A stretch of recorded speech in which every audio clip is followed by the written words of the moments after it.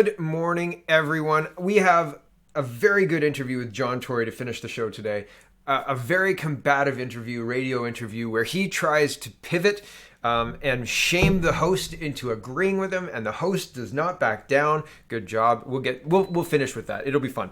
I'm excited about showing it to you. But first, I want to draw this comparison because I was thumbing through Twitter yesterday and I just made this connection just right now.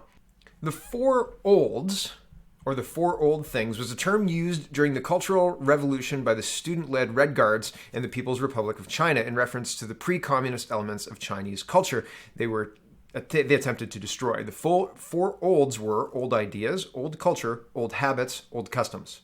Okay? The campaign to destroy the four olds began in Beijing on August 19th, 1966, the Red August, during which a massacre also took place in Beijing shortly after the launch of the Cultural Revolution. Okay? And here is, in the Great Leap Forward, China's government set impossible targets for agricultural and industry production. There were disastrous outcomes for people, but officials kept reporting targets were being met. If they kept repeating the propaganda, they could keep their jobs and stay safe. Isn't that interesting? Okay, and yesterday, Holly Doan put this out. Actually, there was an exchange between Laurie Goldstein and Holly Doan, but Laurie says, this Globe and Mail story and others by Minding Ottawa revealed that when our government makes mistakes, its instinct is to cover them up, not fix them. That's frightening. PMO scrambled to contain controversy over pandemic early warning system, emails show. That's one. Two, Holly Doan says, what we've learned from the document dumps What we've learned in the document dumps is the government's message to Canadians is a product, and its core mission is to convert every error into a great story for us, even when lives are being lost. What does that sound like to you? Isn't that interesting? Right? Like, even, it doesn't matter what's actually happening on the ground. Report what we tell you. And you can keep your job and your cushy paycheck and your status, right? Just report what we tell you, right? Very interesting. Very, very interesting. Here's the document that she's referring to. I'll just read it. It says, it's just an email. It says, thanks again to everyone on this. I know how difficult it has been, and we all would have appreciated more time with the product, but we should be very proud of what we put out. It's a really great page that tells a great story for us. I've talked about managing kind of the PR of everything, right? And I mean, Aaron O'Toole's team does a terrible job. I'll show you that in a few minutes. Justin Trudeau's team seems to be focused on spinning every story into something that is popcorn biteable, right? Like just consume it and don't worry about it too much. We've got this handled. It's not a big deal. We'll have PPE. Don't worry about the fact that we've been closed for a year. Don't worry about the fact that we're the most closed down jurisdiction in North America. Don't worry about the fact that it seems like they're trying to destroy the four olds in Canada. Don't worry about the fact that it doesn't seem like spending money on hotels for homeless people is a way out of COVID-19, and yet the government seems singularly focused on doing exactly that. Isn't that weird? Seems strange. Anyway, what bore all of this this connection actually was this article, or this tweet by Laurie Goldstein. I was going to start the show with it just because I thought I thought it reflected my naivete and maybe my continued naivete, right? I don't know. I'm not sure. But Laurie says, when I started out in journalism, I thought that if you reported a story that showed what the government was doing was wrong, the government would fix it. It didn't take long to realize that when you report what the government is doing is wrong, in many cases, government denies it or covers it up. Yeah, they just erase those pages from the internet. So I started backing them up. And it's interesting. Somebody said to me on my comments, your strategy for your talk with the health board was poor. What did you expect them to do? And the point was never, ever to get them to do anything. I don't think I expected them to go, oh, you're right, Mark. We should act right now, right? I hope maybe they think about what I said. I hope maybe they think about it. But all I wanted was to get it into the public record and to honestly ask questions. And I sent follow-up emails. But to ask questions like, what data are you using? What metrics are you using specifically? So we can all be on the same page so we know, right? And yes, I'm following up. Yes, I'm hoping to get answers for those questions. But I didn't think that they were going to answer me at the board, like at that meeting. A delegation is just getting to talk to them and getting them to have to sit and listen to you speak, right? And I thought it was interesting that the day after I delegated, that the letter goes out to the public saying people are bullying us. I think that that's weird. And I don't think it was about me. I don't think that it was a bullying tone that I set in that meeting. It wasn't the point. The point was to ask genuine questions and to appeal to their humanity.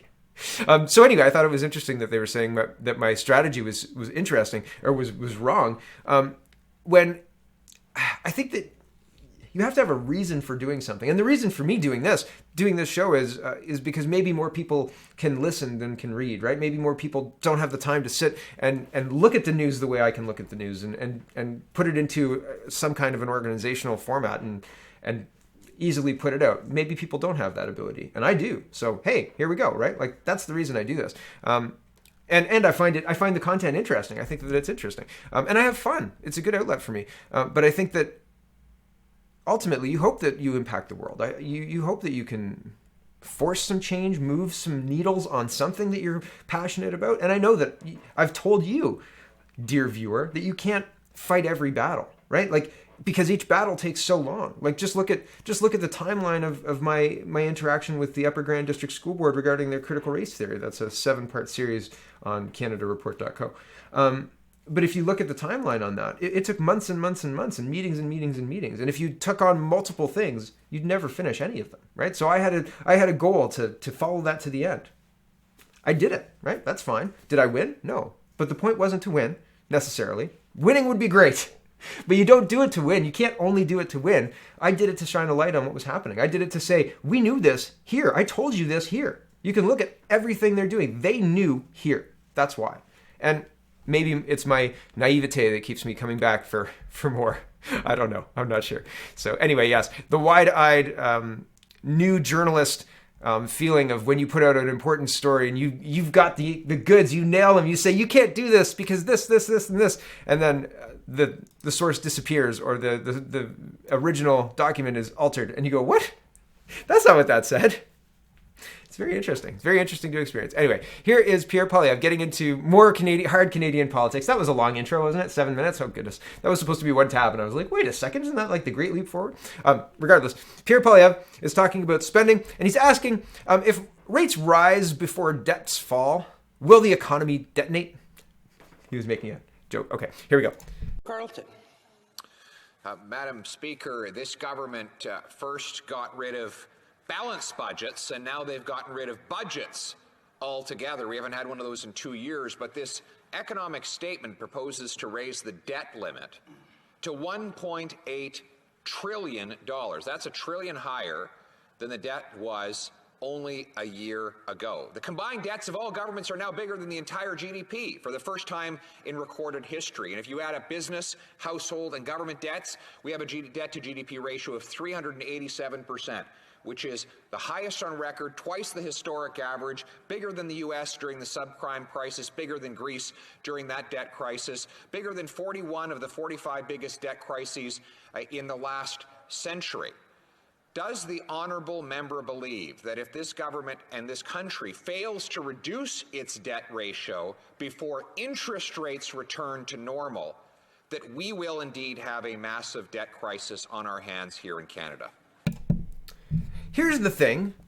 Mr. Poilievre uses logic and facts and history to prove his point, and he doesn't understand that the Liberals don't exist in that world.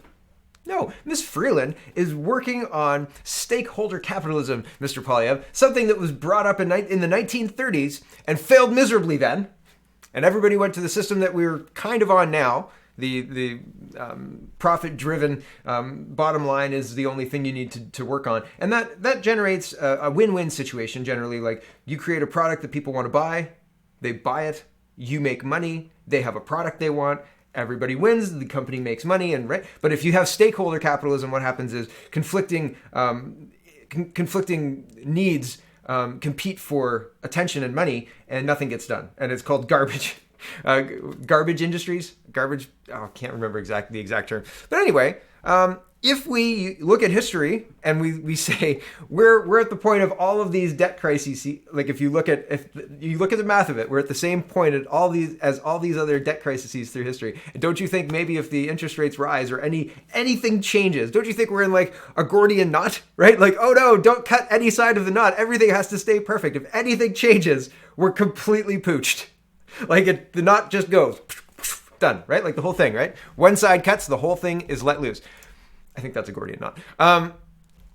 Who knows, right? Who knows? And so they're fighting to keep status quo. And the status quo isn't great, but it's better than having basically Ontario, Quebec, and Alberta's energy needs completely cut in half, right?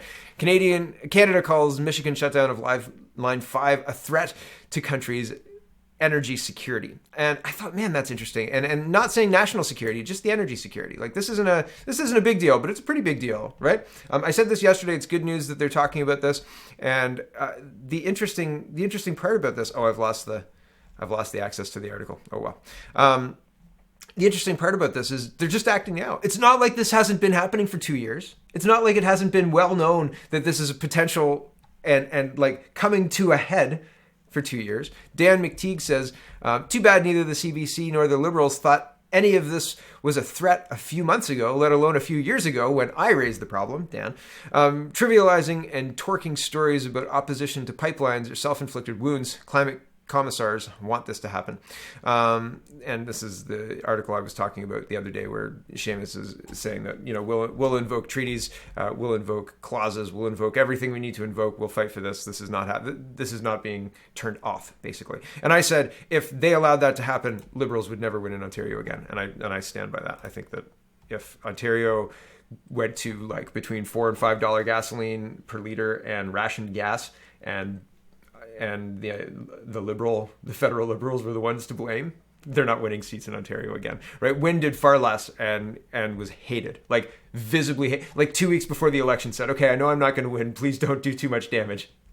Like, it was ridiculous. I mean, funny, but ridiculous. Like people hated Kathleen Wynne by the end. And I think that they're more angry at Doug Ford because he seems to be, a liberal in conservative clothing, right? And not realizing that allowing the far left science table of Dr. Feisman to run the province, he has not done anybody any favors. In having Toronto shut down for over 100 odd days, for what? Ridiculous. Okay, here is Pierre Poilievre. He says, I've got news for the Kielburgers. You will testify. If not, Parliament can have the sergeant pay you a visit. And you don't want that. Yesterday, I was talking about the Kielburgers and their lawyers saying, yeah, we don't answer questions we don't like, and we don't answer summons we don't like. And that includes Parliament. We won't be showing up. Thanks very much for your interest in our little charity. Bye, says we. And this is Mr. Poilievre's response. Here we go. Let me move on now to the subject of bringing in witnesses who refuse to cooperate. Your report to me says that the House of Commons possesses the right to confine individuals as a punishment for contempt. You further go on to say that the House ordered the Sergeant at Arms to take individuals into custody on 4 occasions and ordered the imprisonment of others. So the House of Commons, should it so wish, could have law enforcement authorities take the Kielburgers into custody and compel them to testify if it so wishes and if they refuse. Is that an accurate reading of the report you gave me? Well, I think the report lists some of the precedents from procedure and practice, and the latest one is 1913, as I indicated. The other ones are even older than that. So there are precedents, they are old precedents, and so it is not something that has been done in more than 100 years. And let me say that I hope it never has to be done again. I hope that the Kielburgers look at the powers Parliament has, these ancient authorities that we inherited from our British ancestors, and agree to appear and answer the questions honestly of parliamentarians.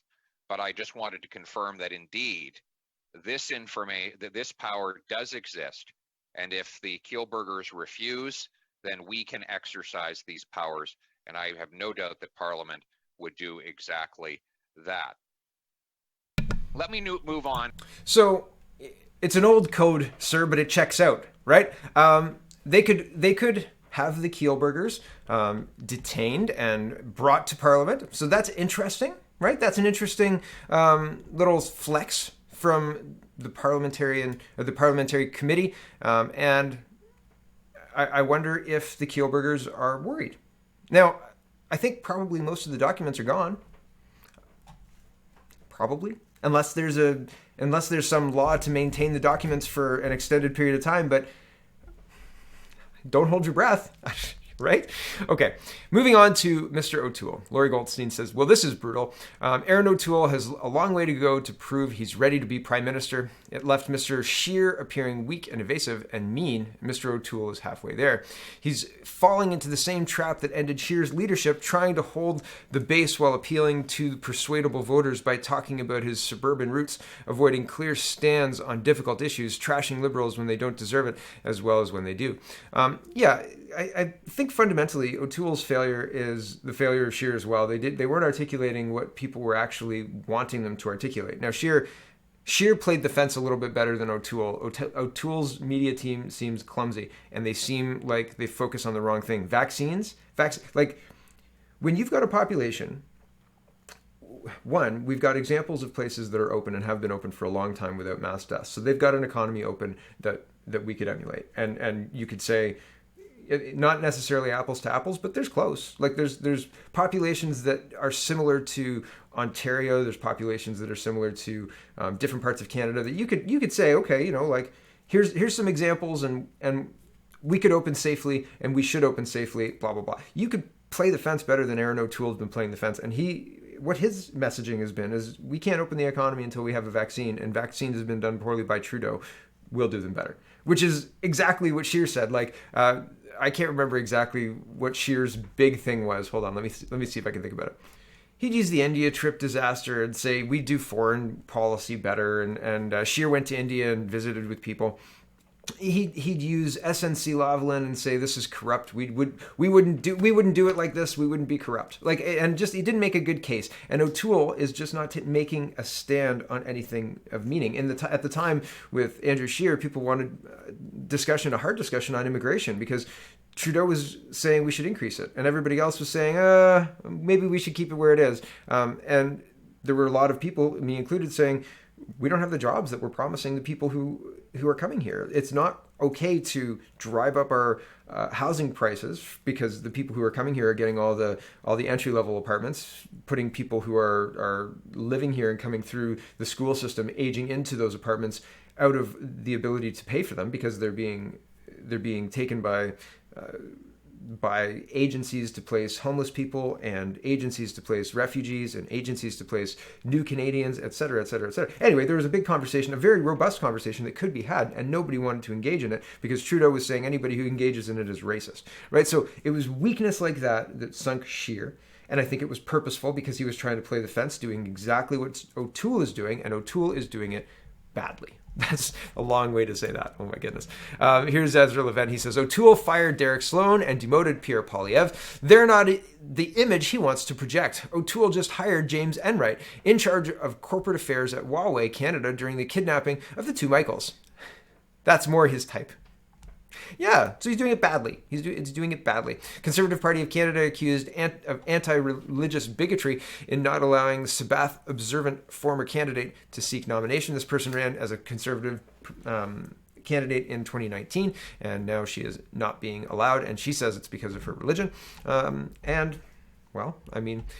Very interesting people at the top of the food chain in the CPC these days. I'll just say that. Right. This is terrifying. This is the scariest story I've got on my list today, probably the scariest story this week, maybe this month, maybe this year. It's very, very scary. If you've got kids, very scary. Take note. And I think maybe this judge for appeal opened up the COVID numbers for scrutiny. If I were the father, I would be trying to now talk about the COVID numbers. And man, I think you lose anyway. There's no good situation. There's no good way out of this, but find a lawyer willing to maybe argue, find a lawyer willing to take the appeal. Anyway, here we go. Judge rules beliefs about COVID-19 a factor in whether parent can keep kids safe. Windsor Court ruling puts COVID-19 hoax belief at center of custody fight. A judge in Windsor has ruled that a person's vocal disbelief about COVID-19 is a factor in a child custody case. Ontario's Superior Court Justice George W. King denied a Windsor man interim custody of his kids because the man's fervent anti-masking beliefs means he wouldn't take appropriate action to keep them safe from COVID-19. The decision notes the man believes COVID-19 to be a hoax and he has boasted in public about flouting health restrictions such as masking and social distancing.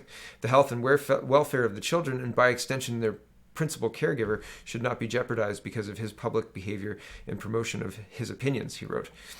I've concluded, I scroll down, that the respondent's behavior is dictated by his worldview. Everything else is subordinate to that view, including but not limited to his love for his children. The decision by Justice King read. The judge makes clear that while the father is free to have whatever beliefs he wishes and to lawfully express them, the issue is the impact on the health of the children.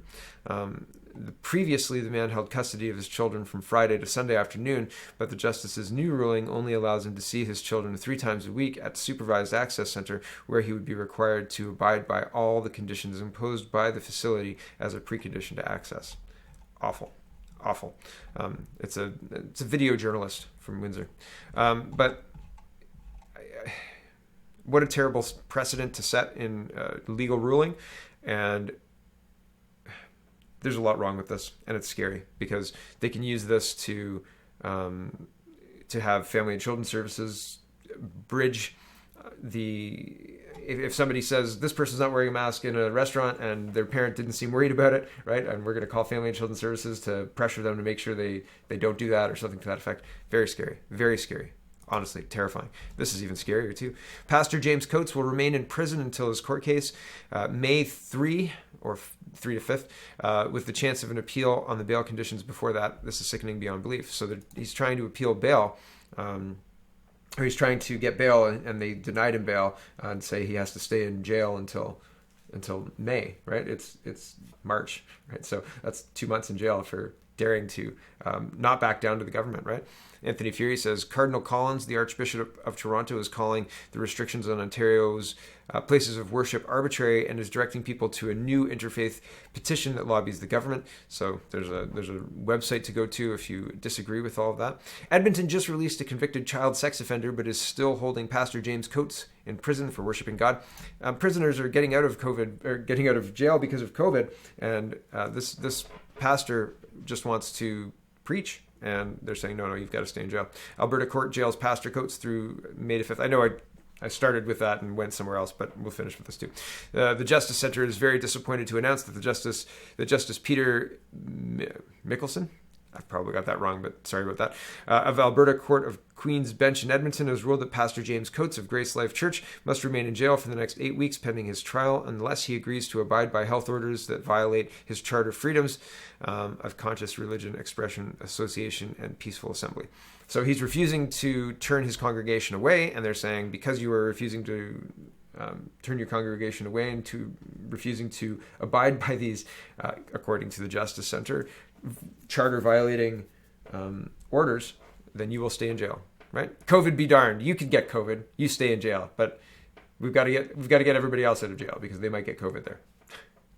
Something is very wrong here, says Dan Albus. How is it possible that the Prime Minister, moving into SciGen, Prime Minister would not be briefed on a concern of such serious importance?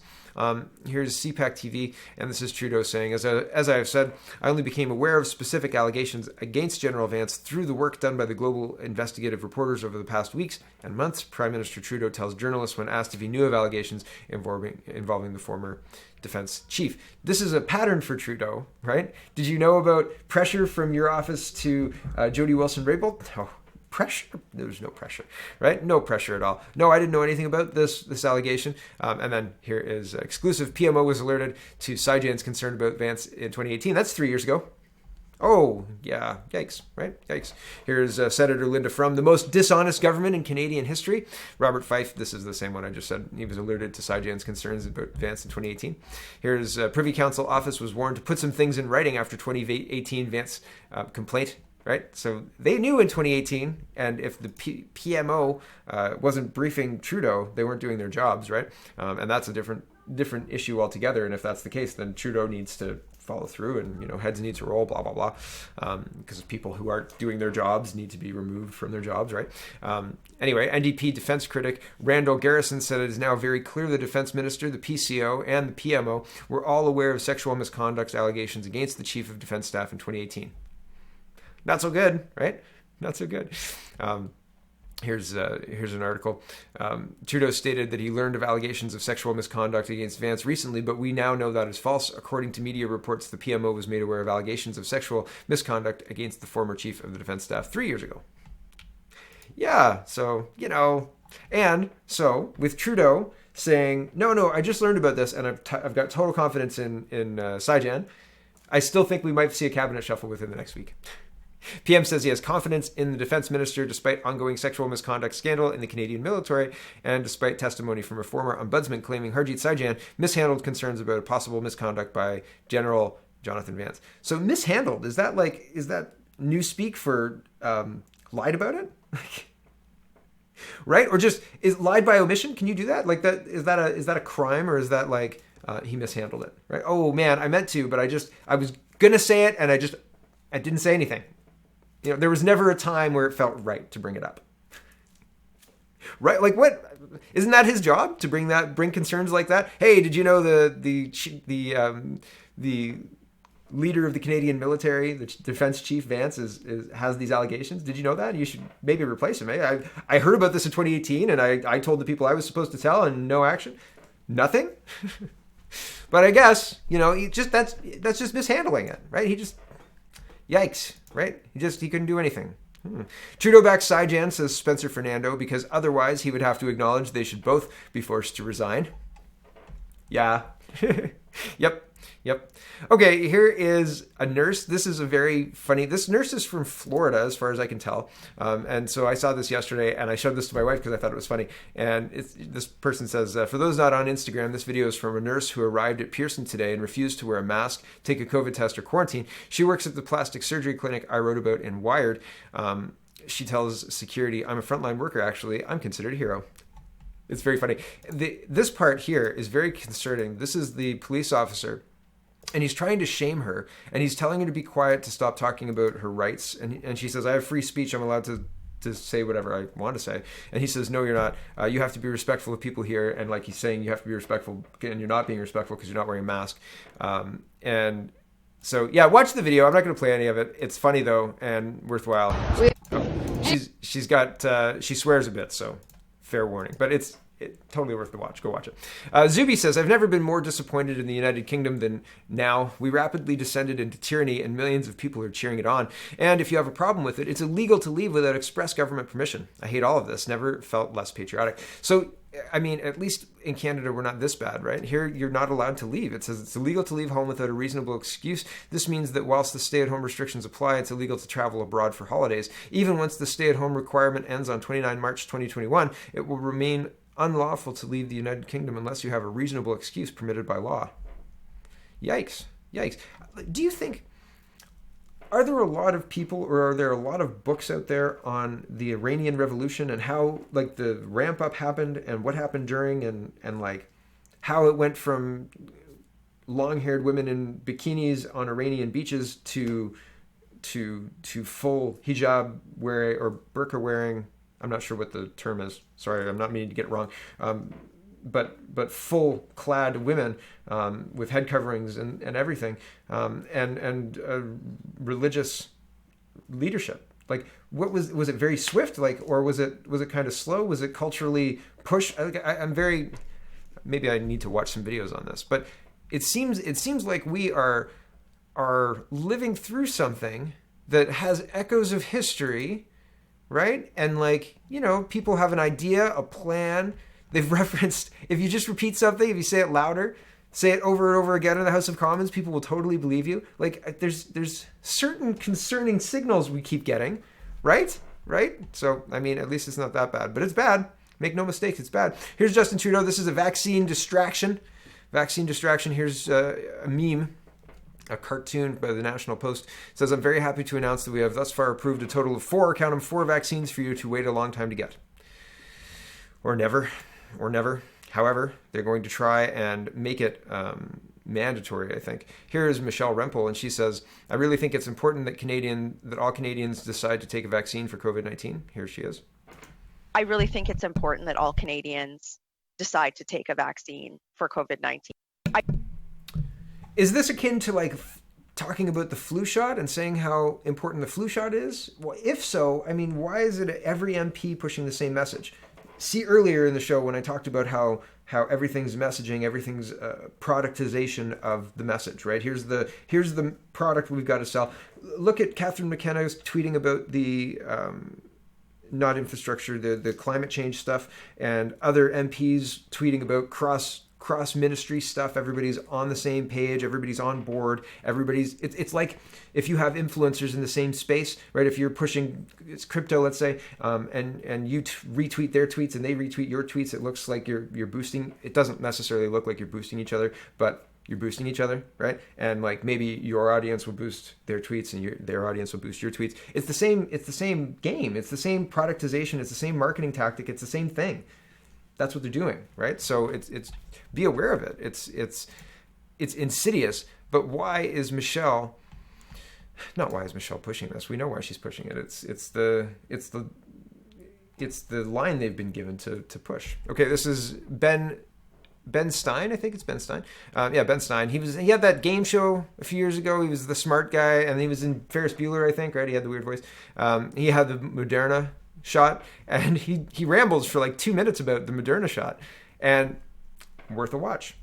Be informed about actual people who, I mean, like I grew up with this guy on TV, right? He was a funny guy who had the game show, and I knew this guy kind of, right? Like through TV, and to see him say, man, it's a what he says. Very interesting. He also talks about being after the vaccine. He talks about having a hard time with symptoms. And he said he had really wild thoughts. And I thought that's interesting, right?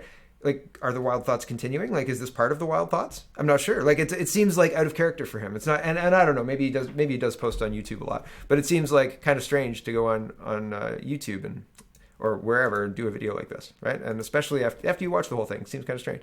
Here's a doctor, PhD, MPP, and not MPP in the sense of an MPP in Canada, a politician. I think that's medical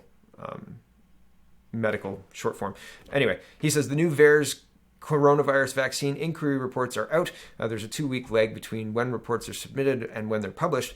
And he says carnage, 25,212 reports, 1,265 deaths, multiplied by 10 to 100 to get the true range. Now, and he's citing his reference for that. He says there's math that backs that up. I don't know, but that seems high, right? Doesn't that seem high? What's the usual death rate for a flu vaccine? So Moderna's got 574. Pfizer BioNTech is 682. Unknown, and there's no AstraZeneca on here. I think that's interesting. So that's concerning. And I'm just trying to bring as much information to you as possible. And there's a CDC dashboard as well that's got similar results. You can check that out on the hashtags. There's no hashtags on this. On the hashtags on this thread, I think. The VAERS hashtag, you can find the CDC one.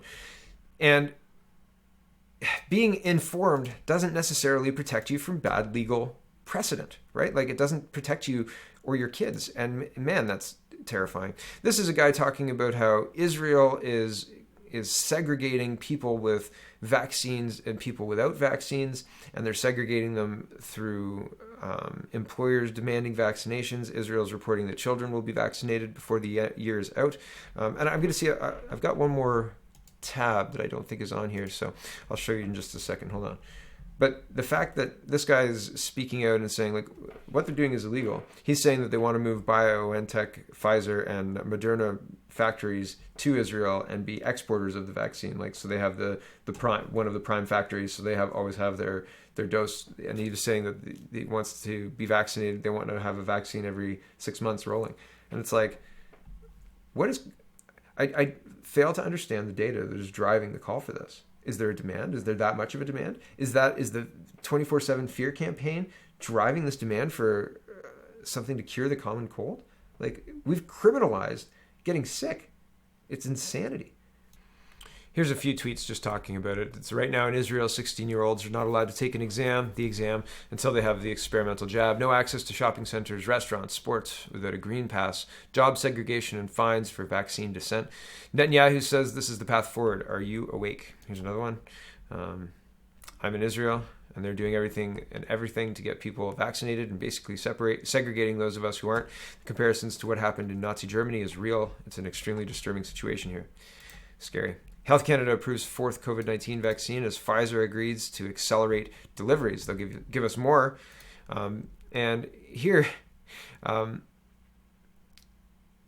on. Here's Lori Goldstein interacting with a reader, and the reader says, Lori, this genetic therapy is still in stage 3 human trials until January 2023. We are witnessing a potential human catastrophe by continuing down these lines of mass vaccination, let alone changing the rules as they go. This is dangerous, no?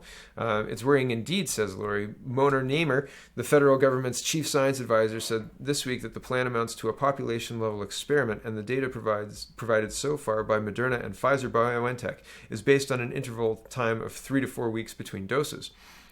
Dr. Brad Wooters, Executive VP of Science and Research at University Health Network, cast doubt on the recommendation. Quote, nobody in the world has been 4 months between doses. These RNA vaccines never used before. We should use evidence to make decisions. So this is in response to what I was telling you about yesterday when the Government of Canada, the Vaccine Board, the NICA, I think that's the acronym. It's possibly wrong. Approved extending the dosing of the vaccines, both Moderna and Pfizer BioNTech, to 4 months from 90 days. They had 90 days which is approximately 3 months. Instead of doing that, 4 months, 120 days. So when the only tests have been 21 days, right? And they said, yeah, it could probably stretch to 45 days. And then the 45 days stretched to 90 days. And now we're at 4 months? Weird. Weird. Doesn't that seem odd? Like, doesn't that seem like I don't want to be experimented on? Right? No? Maybe it's just me, right? Maybe it's just me. I would like other humans to see, or not even humans. We could have other trials that have been traditionally done by other vaccines that have been rolled out successfully. We could do all those same trials. I would like to see those trials before we put them in my arm. Is that not allowed these days? Are we not allowed to have informed consent? Doesn't informed consent include what reactions after a year of vaccination? Do we have that information? No? Okay. Thanks. When we do, maybe I'll consider it. Maybe. Randy Hillier says over 96% of all deaths with COVID are seniors with pre-existing illnesses as of February 28, 2021. See Colonel David Redmond's report. It's chock full of failings and falsehoods we've embraced over COVID. Yeah, we really have. Here's some lockdown stuff.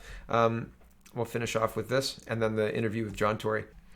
So Alberta is opening up, but I guess they're proposing some more lockdowns. I'm not sure. Corey Morgan says, update on the modeling that Alberta's health experts are using to justify restricting free movement and commerce. Unless we see about 750 new ICU admissions in the next 8 days and 3,350 new hospitalizations in the next 15 days, they'll be looking rather incompetent. Again. So, yeah, I mean, the modeling is wrong. It's wrong and has been wrong. I think that we should be able to safely call the breathless fear-mongering over variants that we have been hearing for months now to be bullshit. Alberta Health and their MSN mainstream media enablers are still solemnly reporting on variant finds daily, though. Yeah, and I mean, it is an attempt to continue the fear-mongering. Christine Elliott, the health minister and deputy premier, of Ontario, says effective March 8th at 12:01 a.m., Toronto Public Health will transition out of shutdown and stay-at-home order into grey lockdown. Yay, out of shutdown into lockdown under the revised and strengthened COVID-19 response framework. Yeah, I mean, it's the propaganda, the spin of the stories, the ignoring of any valid questions is annoying.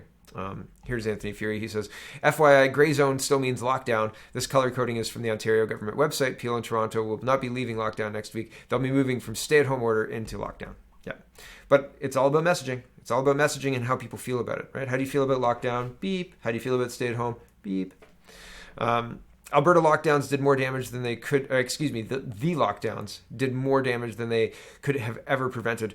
This is American data from Fox News, so be aware. And just be aware of all sources. All mainstream media sources these days are suspect at best. But overdoses up 119%. Well, I've been talking a lot about just the Guelph overdoses being up over 110%, right? 7 deaths in 2019, 15 deaths in 2020. Is that 110? I think that's 110, close to 110. Anxiety up 94%. So that the overdose stat is believable to me. The anxiety up 94%. Yeah, man, you can feel it. You go to a grocery store, I can feel it anyway. But maybe that's because I'm not wearing a mask. But you go to a grocery store, and the most striking thing to me, I think, is the fact that people don't even look at your face anymore. It used to be people would smile and, ha ha ha, how's the day? You could make a joke here and there. And people look almost like down into the floor. It's like, what was that autistic kid? Not Rain Man. Sixth Sense. At the beginning there, where he was looking down and... Anyway, it almost seems like that. People are looking off and to the right or off and to the left and usually on the floor. And it's very, very strange, right? If they're with somebody, it's a little different. But if you're walking around a store, look at people's eyes. Look where they're looking. It's very strange. And I worked with autistic kids when I was younger. And so it's interesting that I didn't make that connection before. And it's interesting that the kid from The Sixth Sense jumped into my head. But really, there's a lot of comparisons that could be made there. That's an interesting thing. Anyway, not to get too sidetracked. Toronto tourism hit with $8 billion loss due to pandemic. Keep going, though. Yeah, let's keep ourselves locked down. I think that it's interesting that the news is always talking about pandemic. It's always the pandemic's fault. It's never the poor governance. It's never John Tory's fault. It's never Doug Ford's fault. It's never Christine Elliott's fault. It's never Haydu's fault. It's never Tam's fault.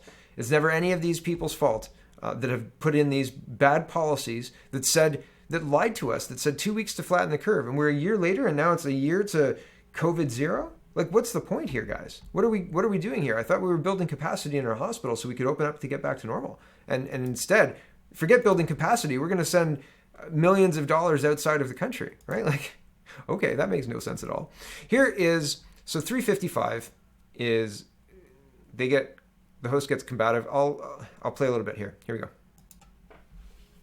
Again, period. Okay, my problem is that I think Eileen Davila and Dr. Williams and Doug Ford and John Tory are locked in on one number, and you just went through your understanding of that number, but you didn't mention that we have a 50% higher unemployment rate, that we have 70% of kids, according to Sick Kids, who are experiencing mental stress beyond what they normally do. I don't see that those other factors matter a whit. We talk about them every single day. One of the reasons that I asked Dr. Davila to come on to the call with me with the Canadian Federation of Independent Business is so that she could hear directly, and I knew she was aware of it, but so she could hear directly not just the numbers from their perspective, but they went into considerable detail, Dan Kelly did, on the whole stress and strain and the impact on the mental health of the people who both own and work for those businesses.